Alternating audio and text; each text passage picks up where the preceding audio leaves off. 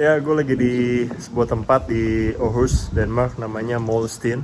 Ini tuh kayak ya perumahan yang dirawat dan dibagusin pakai bunga-bunga aja. Tapi ya standar lah kayak perumahan-perumahan orang kaya di Jakarta.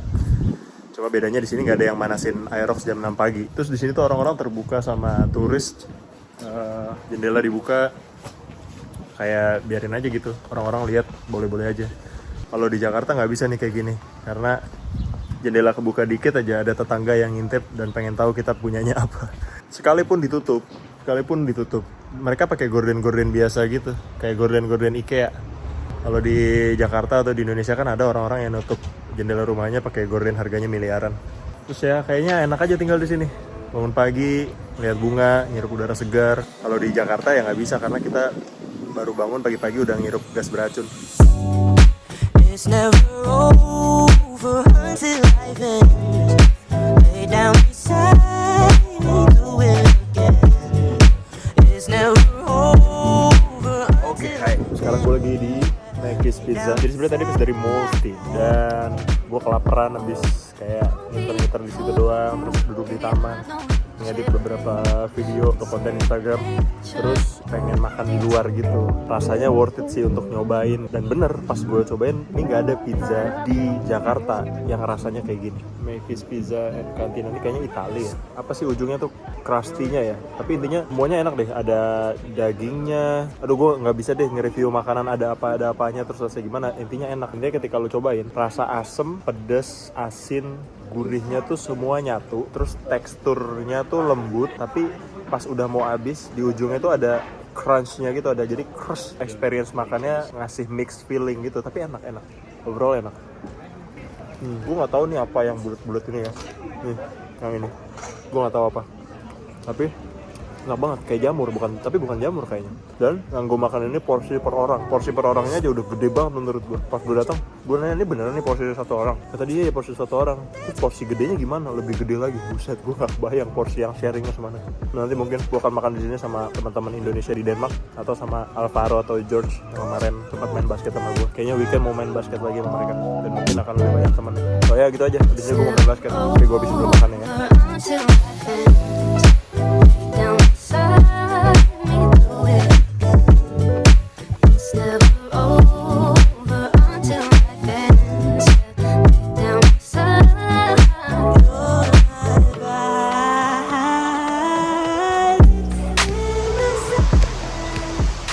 Beautiful. It's a very beautiful city.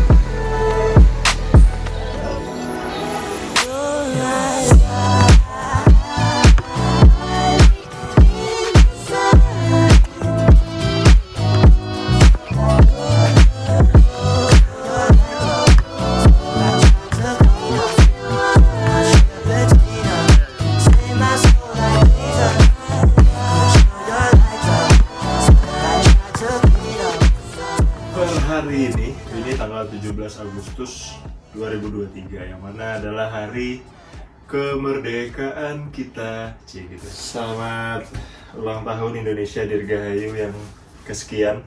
Tidak ada harapan khusus, hanya doa-doa kecil. Semoga Indonesia jadi makin bener aja. Karena kalau kita ngelihat keadaan sekarang kan kayaknya kurs ya kan. Negara kita lagi kurs-kursnya nih. Banyak hal yang off aja gitu.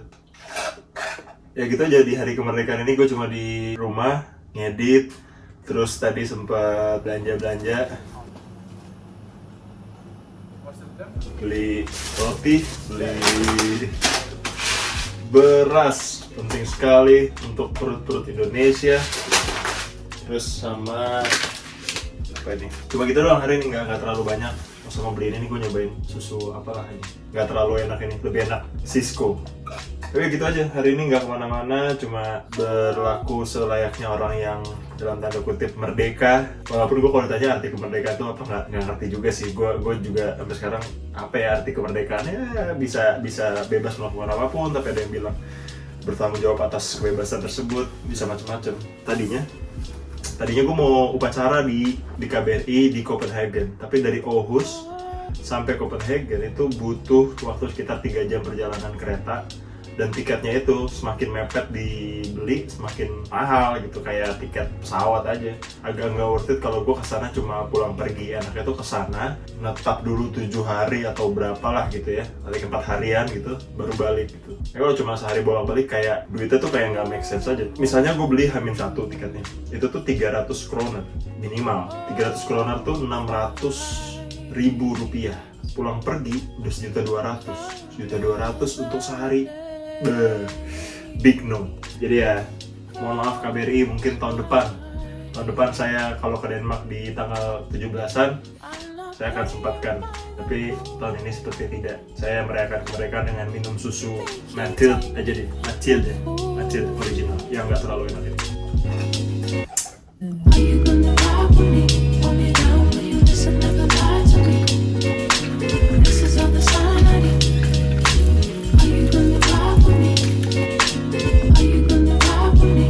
Hold me down, will you listen, never lie to me? Ini hari Minggu dan kemarin Sabtu nggak kemana-mana. Nah hari Jumatnya gue memutuskan untuk beli nomor Denmark karena pakai provider Indonesia internet roaming gitu di sini kayak kurang maksimal ternyata, karena ada app untuk beli tiket yang nggak bisa dibuka pakai internet dengan IP Indonesia. Jadi gue harus beli nomor Denmark. Terus di hari itu juga gue keliling-keliling jajan makanan Thailand, bukan makanan Thailand sih, spesifiknya restoran Thailand yang rasa masakannya tuh ya Asia lah, jadi agak lumayan membayar rasa kangen sama makanan Indonesia. Terus kita makan di Dog Eat, main-main di situ juga, seru lah. Hari Sabtunya nggak ngapain, gue nggak mau juga nge-record apa-apa, ngedit, walaupun belum kelar. Hari ini gue mau lanjut lagi ngedit, dan hari ini cerah. Oh ya kemarin hujan juga. Terus hari ini cerah, terus gue kayak grocery shopping. Nah, satu hal yang baru gue sadari untuk tinggal di Denmark adalah sepenting itu untuk minimal ngerti sedikit-sedikit bahasa Denmark. Karena dari hari-hari sebelumnya kan gue juga grocery shopping tuh, tapi susah gitu nanya sama kakak gue, "Kak ini apa, ini apa, ini apa."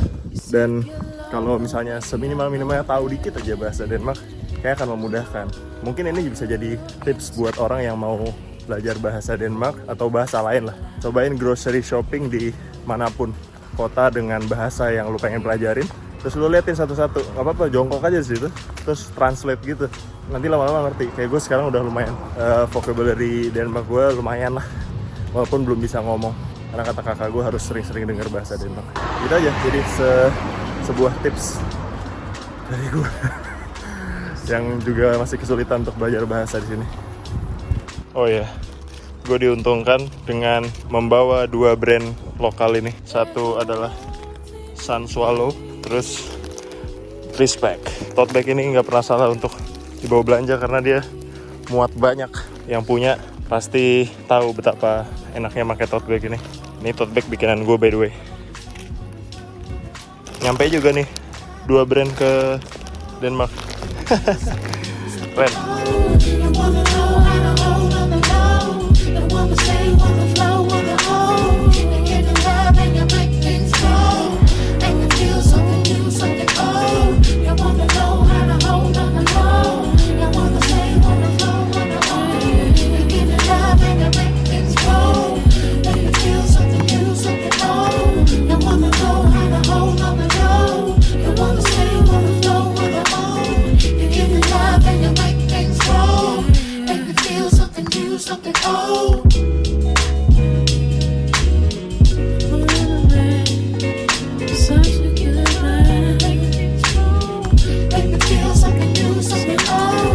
Jadi hari ini gue akan ada janji sama teman Indonesia yang lagi tinggal di sini.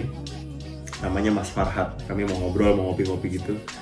Tapi recap sedikit, kemarin gue main basket jadinya tuh, abis grocery shopping gue main basket ke Havnepladsen. Gue main basket, terus ada orang yang nyamperin ngajakin main basket juga. Dan akhirnya kita tukeran nomor, tukeran IG, akhirnya jadi temen. Nah tadi pagi bangun tidur, gue memutuskan untuk nelpon temen gue, Akbar Al-Aziz. Dia adalah orang Indonesia yang lagi tinggal di Australia. Biasanya cuma di Instagram, tapi sekali ngobrol atau sekali ketemu tuh ngobrolnya bisa lama. Nah, sedikit cerita, Akbar nih teman gue yang punya living style yang cukup menarik karena dia orangnya senang pindah-pindah gitu, sering kayak keluar. Dia pernah travel pakai mobil tua gitu. Dia namain mobilnya EB, mungkin lo pernah lihat Volvo warna hijau. Itu traveling, dia pernah ke kilometer 0 naik mobil itu, dia pernah ke Flores, ke Timur Leste bahkan. Terus dia sekarang lagi di Australia, dia lagi di Darwin. Per gue take ini dia lagi di Darwin. Tadi ngobrolnya tuh seru banget, nggak kerasa kayak sejam setengah gitu lah gue ngobrol sama dia. Terus cerita dia nanya gue di sini ngapain, gue juga nanya di sana dia kedepannya arahnya kemana. Dan menarik menurut gue cara pandang dia terhadap kehidupan, karena ketika kita ngelihat dia ngelakuin sesuatu tuh kita jadi mikir gue ngapain ya gitu di dunia gitu. Jadi kayak terutama perjalanan ini juga karena gue ngelihat Akbar keliling-keliling. Gue ngeliat Akbar tuh, wah dia sekarang kerja di Australia, yang mana mimpi gue adalah gue pengen kerja juga di luar. Ironinya tadi sampai ke dalam satu kesimpulan bahwa kalau kerja di Indonesia dan hanya di Indonesia itu tuh kayak ya udah setinggi-tingginya, ini masih ada yang lebih tinggi nih. Dan pergi keluar tuh jadi salah satu cara untuk membesarkan kolamnya, ngelebarin kolamnya gitu. Kita bisa berenang di Indonesia, bisa berenang jauh lah gitu. Kita bisa explore apapun dan bagus gitu.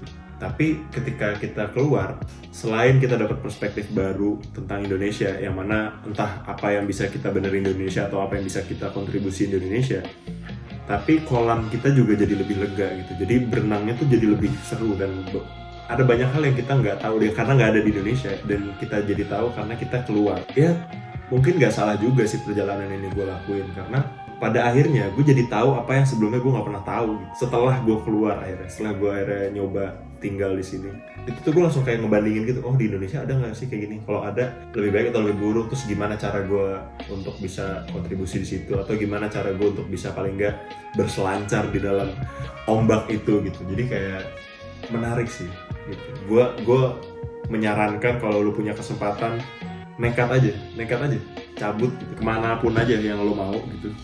Nekat kayak ini nih, perjalanan ini nih sebenarnya secara hitung-hitungan gue agak-agak nggak bagus, tapi karena nekat akhirnya yaudah deh beraniin aja gitu. Terus akhirnya gue jadi dapat sesuatu gitu, bahwa ya kalau dulu waktu gue di sekolah gue pernah diajarin, ini bahasa Arab sih, Safir Tajid Iwadon Amantu Farikuhu. Sorry kalau salah, tapi seinget gue itu. Tapi intinya adalah berkelanalah, maka kamu akan menemukan apa yang gue juga lupa lagi artinya. Tapi intinya si kalimat itu nyuruh kita untuk keluar sejauh-jauhnya, belajar sejauh-jauhnya, travel sejauh-jauhnya, kemanapun, karena nanti kita akan dapat sesuatu dari situ. Intinya gitulah. Gue lupa kalimat persisnya, maaf ya, saya lupa. Gue jadi mikir, oh kita tuh sebenarnya menjelajahi pemikiran orang-orang di negara yang kita kunjungin juga loh gitu, secara nggak langsung, dengan kita ngobrol sama orang sana, dengan kita tukar pikiran sama orang lokal di situ gitu. Jadi saran gue, ketika lo misalnya punya kesempatan untuk travel sejauh-jauhnya, coba ngobrol sama orang lokal gitu. Kayak yang gue lakuin sekarang nih, ini gue nih lagi nyari sebanyak-banyaknya temen kan, dan alhamdulillahnya dapet nih. Itu gue pengen sebanyak-banyaknya nyari temen di sini, supaya paling tidak ada yang bisa jadi kerja bareng atau apa, tapi juga bisa travel the mindset lagi gitu. Gue pengen tahu apa yang orang ini pikirkan sehingga dia bisa jadi kayak gini di negaranya, tapi nggak dipikirkan sama orang di negara gue, sehingga negara gue nggak bisa jadi kayak negara dia. Intinya gitu loh. Dan sekarang udah jam 12:30, janjian gue jam 2, gue nggak boleh telat karena nanti akan kelihatan banget Indonesia banget nih. Telat gitu, tapi ya oke lah, gue disini mau siap-siap, dan mungkin nggak akan gue masukin di episode yang ini, mungkin masuknya di episode berikutnya. Terima kasih untuk masih mengikuti cerita perjalanan ini. Bye bye.